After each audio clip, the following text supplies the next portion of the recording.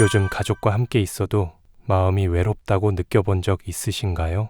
같은 집에 살지만 대화가 줄고 사랑보다 침묵이 익숙해진 시간 속에서 우리는 종종 이런 생각을 합니다.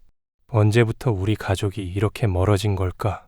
하지만 그 질문 속에는 여전히 다시 사랑하고 싶다는 간절한 마음이 숨어 있습니다.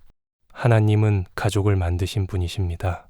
가정은 인간이 만든 제도가 아니라 하나님이 처음 창조하신 축복의 공동체입니다.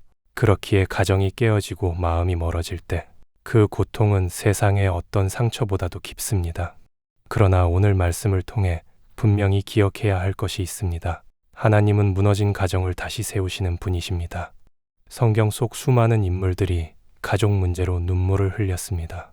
요셉의 형제들은 시기와 미움으로 그를 팔았고 다윗의 가정은 배신과 분열로 찢어졌습니다. 그러나 하나님은 그들의 아픔 속에서도 관계를 회복시키셨습니다. 그분은 여전히 지금도 우리 가정을 포기하지 않으십니다. 사랑은 식어도 믿음은 흔들려도 하나님의 손길은 멈추지 않습니다. 우리는 때로 가정을 위해 모든 방법을 써봅니다. 좋은 말로 설득하고 경제적으로 도와주고 인내하며 기다립니다.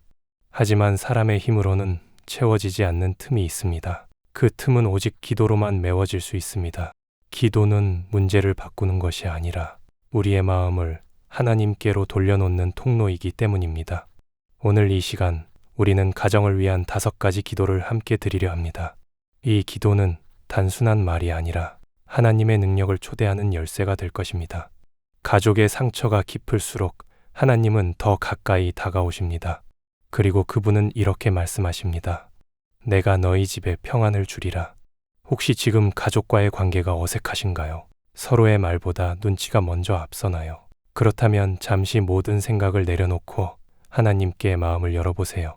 오늘 이 5가지 기도를 진심으로 따라드릴 때 하나님께서 당신의 가정에 새로운 숨결을 불어넣으실 것입니다. 자, 그럼 시작하겠습니다. 첫 번째 기도, 기도하는 가정으로 세워주소서. 어떤 가정은 말이 많습니다. 하루 종일 TV 소리가 끊이지 않고 휴대폰 알림음이 연이어 울립니다. 하지만 정작 기도의 소리는 들리지 않습니다. 대화는 많은데 하나님께 올려지는 말은 사라져 있습니다. 그 순간 그 가정은 보이지 않게 힘을 잃어갑니다. 기도는 단지 신앙인의 습관이 아니라 하나님과 가정이 연결되는 생명의 줄입니다. 하나님이 함께 하시는 집과 그렇지 않은 집의 차이는 경제력이나 분위기가 아니라 기도의 유무입니다. 기도가 있는 가정은 폭풍 속에서도 무너지지 않습니다. 왜냐하면 그 집은 눈에 보이지 않는 손으로 붙들려 있기 때문입니다. 여호수아는 이스라엘 백성이 우상을 섬기려 할 때 이렇게 고백했습니다. 만일 여호와를 섬기는 것이 너희에게 좋지 않게 보이거든 너희 열조가 강 저편에서 섬기던 신이든지 혹 너희의 거하는 땅 아모리 사람의 신이든지 너희 섬길 자를 오늘날 택하라. 오직 나와 내 집은 여호와를 섬기겠노라. 이 선언은 단순한 결심이 아니라 가정의 주인이 하나님이심을 선포한 신앙의 고백이었습니다. 그 한 문장이 한 시대를 바꾸었습니다. 오늘 우리의 가정도 그 고백을 다시 해야 할 때입니다. 기도는 상황을 바꾸는 도구가 아니라 가정을 하나님의 손 아래 두는 행위입니다. 우리가 문제를 해결하려고 애쓸 때보다 하나님 앞에 무릎 꿇을 때 가정은 회복의 방향으로 움직입니다. 기도는 현실을 외면하는 것이 아니라 현실 속에서 하나님의 뜻을 구하는 것입니다. 바쁜 일상 속에서도 기도의 자리를 잃지 않는 가정은 세상 어떤 풍랑에도 흔들리지 않습니다. 기도는 눈에 보이지 않지만 그 힘은 세상의 어떤 제도보다 강합니다. 기도는 자녀의 마음을 지키고 부부의 관계를 묶으며 삶의 방향을 바로잡는 영적 나침반입니다. 많은 가정이 서로를 위해 애쓰지만 함께 기도하지는 않습니다. 그러나 진정한 사랑은 기도하는 마음에서 나옵니다. 기도하지 않는 사랑은 오래가지 못하지만 기도로 세워진 사랑은 어떤 시련에도 꺾이지 않습니다. 기도는 관계를 회복시키는 가장 거룩한 대화입니다. 작은 식탁에서도 가족이 손을 잡고 하나님 감사합니다 라고 고백하는 순간 그 집은 이미 성전이 됩니다. 잠들기 전 짧은 한마디, 오늘도 지켜주셔서 감사합니다. 그 말 한마디가 자녀의 마음에 평안을 심습니다. 가정의 기도는 길거나 완벽할 필요가 없습니다. 중요한 것은 함께 기도하는 것입니다. 그 함께라는 단어 속에 하나님의 임재가 머뭅니다. 하나님은 기도하는 가정을 통해 세상을 변화시키십니다. 한 가정의 무릎이 꿇리면 그 무릎에서 한 도시가 살아납니다. 기도하는 부모의 눈물은 자녀의 미래를 밝히고 기도하는 자녀의 믿음은 부모의 마음을 위로합니다. 그렇게 하나님은 가정을 통해 놀라운 일을 이루십니다. 혹시 당신의 집에는 지금 기도의 불이 꺼져 있나요? 오늘 그 불을 다시 붙이세요. 기도는 한 사람의 결심에서 시작됩니다. 당신이 무릎을 꿇을 때 하나님은 그 집 전체를 붙잡으십니다. 기도하는 가정은 무너지지 않습니다. 왜냐하면 그 중심에는 언제나 하나님이 계시기 때문입니다. 함께 기도하겠습니다. 하나님 아버지, 오늘 우리 가정이 다시 기도로 서게 하소서. 분주한 삶 속에서 주님을 잊고 살았던 저희의 모습을 용서해 주세요. 하나님이 주신 축복을 누리면서도 그 은혜의 근원이 주님이심을 잊었던 저희의 교만을 내려놓습니다. 주님, 이 집이 다시 무릎 꿇는 집이 되게 하소서. 서로를 향한 말보다 하나님께 올려지는 기도가 먼저 되게 하시고 우리의 하루가 주님과의 대화로 시작하고 끝나게 하소서. 가족의 마음이 멀어졌을지라도 기도의 시간에 하나로 묶이게 하소서. 눈물로 드리는 한마디 기도가 하나님 나라의 문을 여는 열쇠가 되게 하소서. 주님, 식탁에서, 거실에서, 잠들기 전 침대에서라도 당신의 이름이 불리워지게 하시고 그 순간마다 하나님의 평안이 우리 집에 머물게 하소서. 기도를 잃은 가정은 방향을 잃지만 기도하는 가정은 어떤 풍랑 속에서도 주님을 만납니다. 우리의 기도가 끊어지지 않게 하소서. 우리의 자녀가 기도 속에서 자라게 하시고 다음 세대가 이 믿음을 이어가게 하소서. 주님, 오늘 이 집의 주인은 사람이 아니라 하나님이십니다. 이제부터 우리의 대화, 우리의 눈물, 우리의 웃음이 모두 주님의 영광을 위한 예배가 되게 하소서. 그리고 하나님께서 함께 하심을 느끼는 진짜 기도의 집이 되게 하소서. 이 모든 것을 살아계신 예수 그리스도의 이름으로 기도드립니다. 아멘. 두 번째 기도. 자녀에게 믿음의 유산을 물려주게 하소서. 세상은 자녀에게 물려줄 것이 참 많다고 말합니다. 좋은 집, 안정된 직장, 풍족한 재산. 하지만 세월이 흘러보면 깨닫게 됩니다. 그 어떤 것도 영원히 자녀를 지켜줄 수 없다는 것을요. 돈은 사라질 수 있고 명예는 변할 수 있지만 믿음으로 세워진 삶의 토대는 결코 무너지지 않습니다. 성경은 이렇게 말합니다. 마땅히 행할 길을 아이에게 가르치라. 그리하면 늙어도 그것을 떠나지 아니하리라. 이 말씀은 단순한 교육의 원칙이 아닙니다. 하나님이 부모에게 맡기신 거룩한 사명입니다. 자녀는 부모의 말을 듣고 자라지만 그 말보다 더 깊게 새겨지는 것은 부모의 삶입니다. 아이들은 부모의 신앙을 귀로 배우는 것이 아니라 그들의 삶 속에서 보고 배우며 물려받습니다. 부모가 어려움 속에서도 하나님을 신뢰하는 모습을 보이면 그 믿음은 말보다 강력한 복음이 됩니다. 자녀는 그 장면을 기억합니다. 기도하던 엄마의 눈물, 말씀을 붙들던 아버지의 손. 그것은 세상의 어떤 교훈보다도 깊게 아이의 마음에 새겨집니다.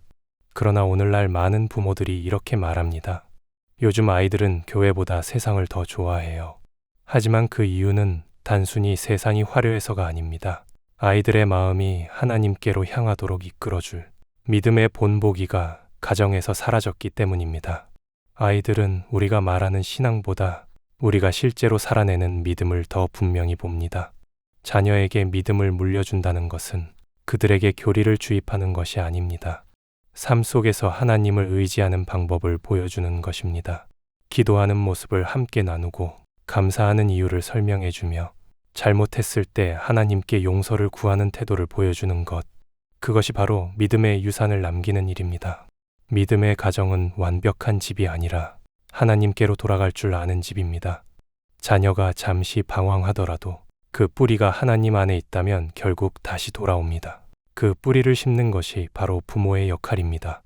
혹시 지금 자녀가 하나님을 떠난 것 같아 마음이 아프신가요? 기도에도 변화가 없고 말하면 반항만 돌아오는 그 자녀 때문에 눈물로 밤을 지새우시나요? 그러나 기억하세요. 하나님은 부모의 기도를 결코 잊지 않으십니다. 당신의 기도는 허공으로 사라지지 않고 하나님의 때에 반드시 응답으로 돌아옵니다. 성경 속 한나도 아이가 없어 눈물로 기도했지만 그 믿음의 기도가 사무엘을 낳았고 그 아이를 하나님께 바쳤습니다. 그 결과 사무엘은 이스라엘의 위대한 지도자가 되었습니다. 부모의 기도는 자녀의 미래를 바꿉니다. 하나님은 지금도 믿음의 가정 속에서 그분의 역사를 이루어 가십니다. 우리가 자녀에게 남겨야 할 것은 말이 아니라 신앙의 흔적입니다. 눈물로 드린 기도, 감사로 드린 예배, 그리고 하나님을 신뢰한 시간들이 자녀의 인생 속에서 등불이 되어 길을 비추게 될 것입니다. 함께 기도하겠습니다. 전능하신 하나님, 오늘 저는 부모로서의 연약함을 고백합니다. 아이를 사랑하지만 때로는 내 방식으로만 사랑했고 하나님보다 내 뜻을 앞세웠던 날이 있었습니다. 주님, 저의 부족함을 용서해 주시고 다시 자녀를 주님의 손에 맡기는 믿음을 허락하소서. 하나님, 제 자녀가 세상의 유혹 속에서도 주의 길을 떠나지 않게 붙들어 주소서. 힘든 날에도 예배를 놓치지 않고 낙심할 때마다 주님의 이름을 부르게 하소서. 그들의 마음에 믿음의 뿌리가 깊이 내리게 하시고 그 뿌리가 어떤 풍파에도 흔들리지 않게 하소서. 주님, 저의 삶이 자녀에게 신앙의 본보기가 되길 원합니다. 제가 기도하는 모습을 통해 하나님이 살아계심을 느끼게 하소서. 제가 감사하는 이유를 보며 하나님의 은혜를 배우게 하소서. 주님, 저의 자녀가 세상에서는 빛이 되고 하나님 나라에서는 믿음의 사람으로 서게 하소서. 눈물로 드린 부모의 기도가 그들의 인생길을 인도하는 축복의 길이 되게 하소서. 하나님, 우리의 가정이 믿음으로 이어지게 하시고 그 믿음이 다음 세대로 전해지게 하소서. 세상이 흔들려도 그 마음은 주님 안에 머물게 하소서. 이 모든 것을 우리 가정의 주인 되신 예수 그리스도의 이름으로 기도드립니다. 아멘. 세 번째 기도, 하나님 중심의 대화를 회복하게 하소서. 가정이 멀어지는 이유는 단순히 시간이 부족해서가 아닙니다. 가족 간의 대화가 끊어졌기 때문입니다. 서로의 말이 오가지 않으면 마음의 온기가 식기 시작합니다. 처음에는 작은 침묵으로 시작되지만 그 침묵이 쌓이면 벽이 되고 결국 마음 사이에 거리가 생깁니다.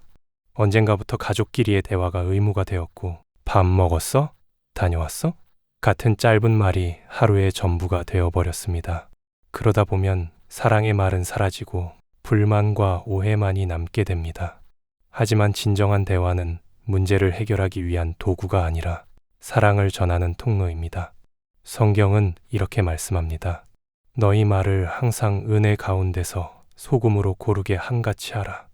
하나님은 우리의 말을 통해 은혜가 흘러가길 원하십니다. 그분은 우리가 서로를 향해 상처 주는 말이 아니라 살리는 말을 하기를 바라십니다. 하나님 중심의 대화란 단지 신앙 이야기만을 말하는 것이 아닙니다.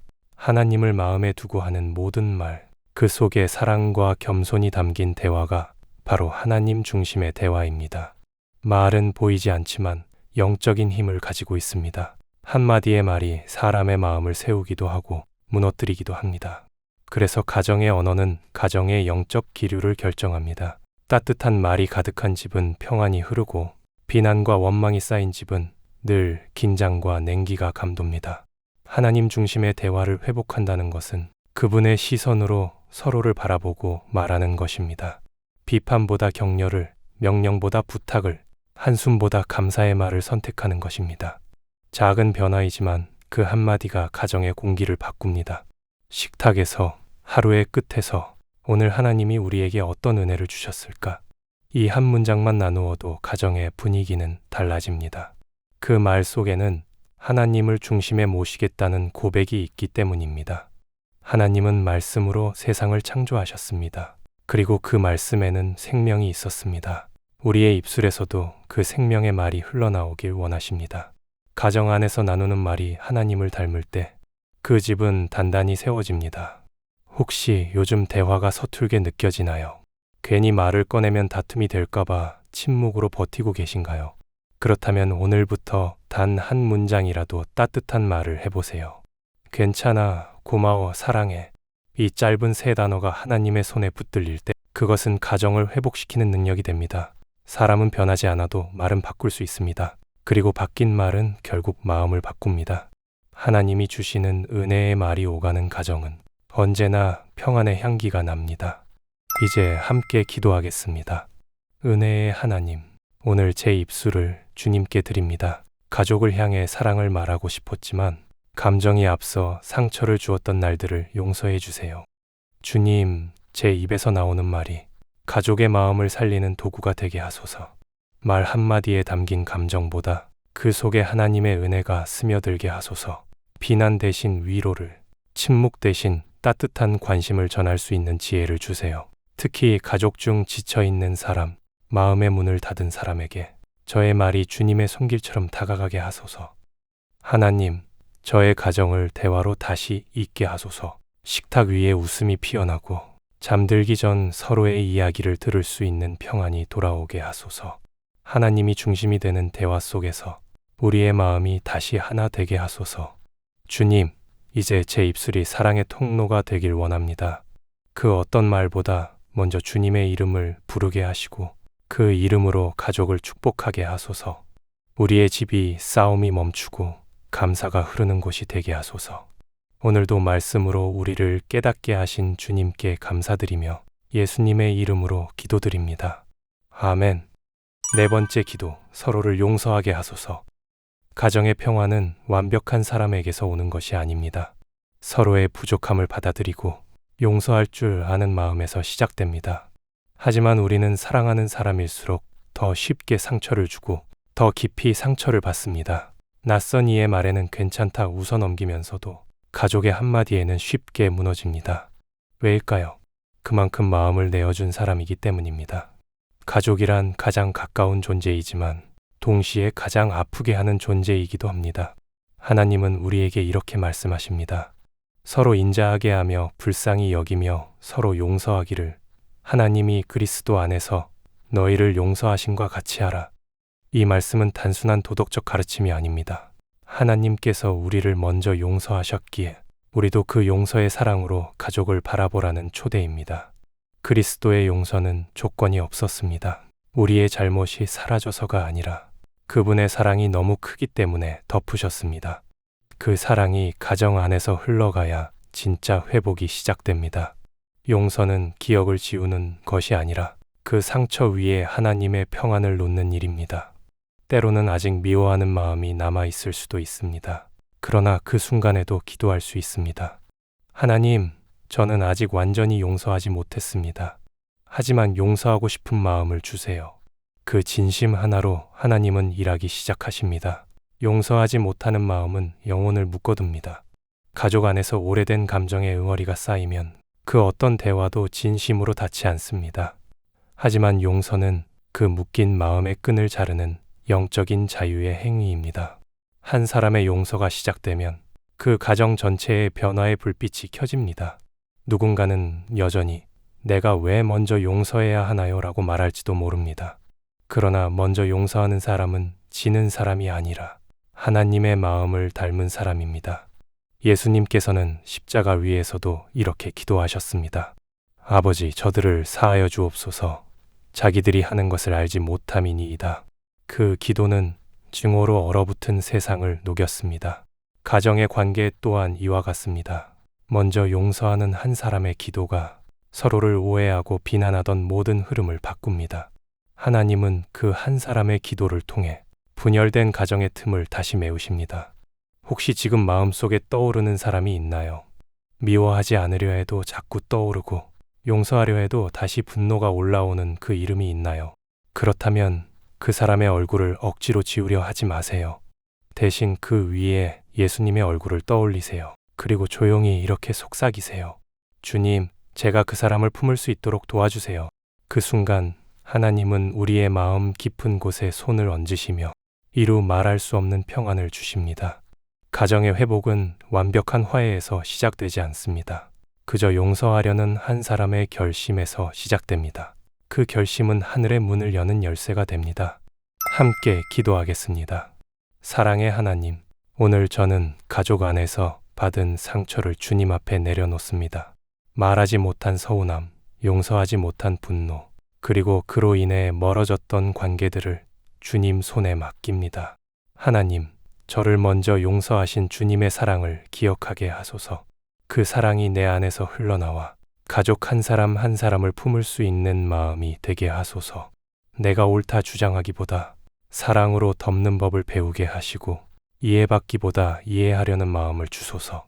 다시 대화할 용기, 다시 웃을 수 있는 부드러운 마음을 주세요. 주님, 이 시간 제 입술로만이 아니라 제 영혼으로 진심으로 용서합니다.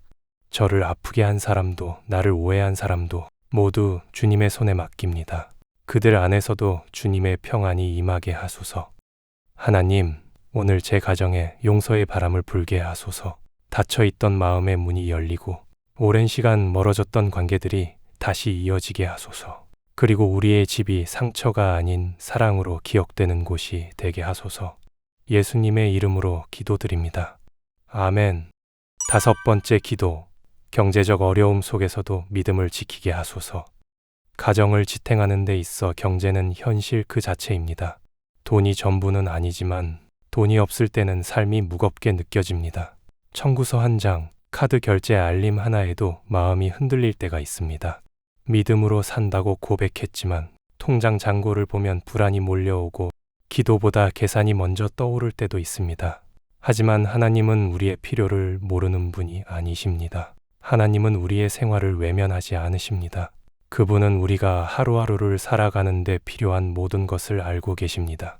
문제는 부족함이 아니라 그 부족함 속에서도 하나님을 신뢰할 수 있느냐는 것입니다. 믿음은 풍족할 때보다 부족할 때 진짜가 드러납니다. 형편이 어렵더라도 마음이 주님께 닿아 있다면 그 가정은 이미 하나님의 공급 속에 있습니다. 성경 속 많은 인물들도 경제적 고난을 겪었습니다. 엘리야는 기근 속에서도 까마귀가 물어온 떡으로 하루를 버텼고 과부는 마지막 한 움큼의 밀가루로 순종의 기적을 경험했습니다.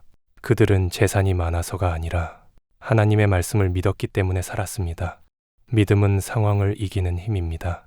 오늘날 우리의 가정에도 이런 시험은 계속 찾아옵니다. 갑작스러운 해고, 병원비, 대출이자 이 모든 현실적인 문제 앞에서 우리는 흔들립니다. 그러나 하나님은 여전히 말씀하십니다. 너희 염려를 다 주께 맡겨버리라. 이는 저가 너희를 권고하심이니라. 주님은 우리의 재정 상황보다 그 상황 속에서 우리가 어떤 마음으로 서 있는지를 보십니다. 돈이 있을 때는 감사하지만 없을 때는 불평한다면 그 감사는 진짜가 아닙니다. 하나님은 우리가 어떤 형편에 있든 믿음으로 반응하는 자를 찾으십니다. 경제적 어려움은 하나님을 시험하는 때가 아니라 하나님을 경험하는 시간입니다. 많은 이들이 부족함을 두려워하지만 사실 그 부족함은 하나님의 공급을 볼 수 있는 기회이기도 합니다. 우리가 다 가진 것 같을 때는 하나님을 필요로 하지 않지만 아무것도 남지 않았을 때 비로소 그분의 손길을 가장 선명히 느끼게 됩니다. 때로는 하나님이 우리의 재정을 시험하실 때가 있습니다. 그것은 우리를 벌하기 위함이 아니라 누가 진짜 주인인가를 깨닫게 하기 위함입니다. 돈이 우리 인생의 중심이 되면 그 순간 평안은 떠납니다. 하지만 하나님이 중심이 되면 부족해도 평안할 수 있습니다. 혹시 지금 경제적인 어려움 속에 계신가요? 기도해도 상황이 나아지지 않아 지치셨나요? 하나님은 여전히 그 자리에 계십니다. 그리고 조용히 말씀하십니다. 두려워하지 말라. 내가 너와 함께 하리라. 그 약속은 지금도 변함이 없습니다. 우리가 해야 할 일은 계산이 아니라 신뢰입니다. 믿음은 불안한 현실 속에서도 하나님이 나의 공급자이심을 인정하는 것입니다. 돈은 우리를 지켜줄 수 없지만 하나님은 언제나 우리의 필요를 채워주십니다. 함께 기도하겠습니다. 하나님 아버지, 오늘 저는 재정의 무게 앞에 주님을 찾습니다. 돈이 아니라 믿음으로 살고 싶지만 현실의 어려움 속에서 자주 흔들렸던 저를 용서해 주세요. 주님, 제 가정의 필요를 아시는 분은 오직 주님이십니다. 이제 제 힘으로 해결하려던 마음을 내려놓고 모든 것을 주님의 손에 맡깁니다. 하나님이 주인이 되시고 그분의 뜻이 우리의 재정 가운데 이루어지게 하소서. 부족함 속에서도 감사하게 하시고 형편이 어려워도 불평보다 찬양을 선택하게 하소서. 세상이 주는 불안보다 하나님이 주시는 평안을 더 크게 느끼게 하소서. 주님, 우리의 가정이 돈으로 움직이는 집이 아니라 믿음으로 살아가는 집이 되게 하소서. 하루하루의 필요를 채워주시되 그 체험 속에서 주님의 손길을 느끼게 하소서. 경제적인 시련이 끝나지 않아도 괜찮습니다. 그 안에서 하나님이 함께 하신다면 그것이 이미 축복이기 때문입니다. 하나님, 오늘도 우리의 삶을 붙드시고 가장 필요한 때에 가장 알맞은 방법으로 도와주소서. 돈이 아니라 주님으로 인해 평안을 누리는 믿음을 주옵소서. 예수님의 이름으로 기도드립니다. 아멘. 여러분, 하나님이 세우신 첫 번째 공동체는 가정이었습니다. 그분은 인간을 혼자가 아닌 함께 살아가도록 창조하셨습니다. 그래서 가정은 단순한 생활의 공간이 아니라 하나님 사랑이 구체적으로 드러나는 자리입니다. 하지만 세상은 점점 가족을 분리시키고 있습니다. 바쁜 일정, 엇갈린 감정, 해결되지 않은 오해들이 서로를 멀리하게 만들고 있습니다. 그러나 하나님은 여전히 그 틈을 메우고 계십니다. 가정이 무너질 때마다 하나님은 기도로 다시 세우십니다. 오늘 우리가 함께 드린 이 5가지 기도, 서로를 용서하게 하소서, 하나님 중심의 대화를 회복하게 하소서, 자녀에게 믿음의 유산을 물려주게 하소서, 경제적 어려움 속에서도 믿음을 지키게 하소서, 기도하는 가정으로 세워주소서. 이 모든 기도는 결국 한 방향을 향하고 있습니다. 바로 하나님이 주인 되시는 가정입니다. 우리의 노력으로는 완전한 가정을 만들 수 없습니다. 그러나 하나님께 맡긴 가정은 절대 무너지지 않습니다. 용서는 사랑의 문을 열고 대화는 마음의 다리를 놓습니다. 믿음의 유산은 다음 세대를 세우고 믿음은 어려움 속에서 우리를 지켜냅니다. 그리고 기도는 이 모든 것을 하나로 묶는 끈이 됩니다. 혹시 지금 당신의 가정이 조용히 무너지고 있나요? 마음이 멀어지고 대화가 줄어들고 함께 있지만 외로운 시간이 많아졌나요? 그렇다면 지금 이 순간이 바로 하나님이 당신의 집에 들어오시길 기다리시는 때입니다. 그분은 당신의 가정을 다시 세우길 원하십니다. 그리고 이렇게 말씀하십니다. 내가 너희 집에 평안을 주리라. 하나님은 한 사람의 기도로도 가정을 변화시키십니다. 누군가의 눈물, 누군가의 작은 믿음, 그 한 마음이 하나님의 역사를 시작하게 합니다. 그러니 포기하지 마세요. 가정이 무너지는 것처럼 보여도 하나님은 여전히 일하고 계십니다. 이제 당신의 집에도 새로운 시작이 열릴 것입니다. 그 시작은 거창한 계획이 아니라 무릎을 꿇고 드리는 짧은 한마디, 주님, 우리 가족을 붙잡아 주소서. 그 기도가 하나님 나라의 문을 여는 열쇠가 될 것입니다.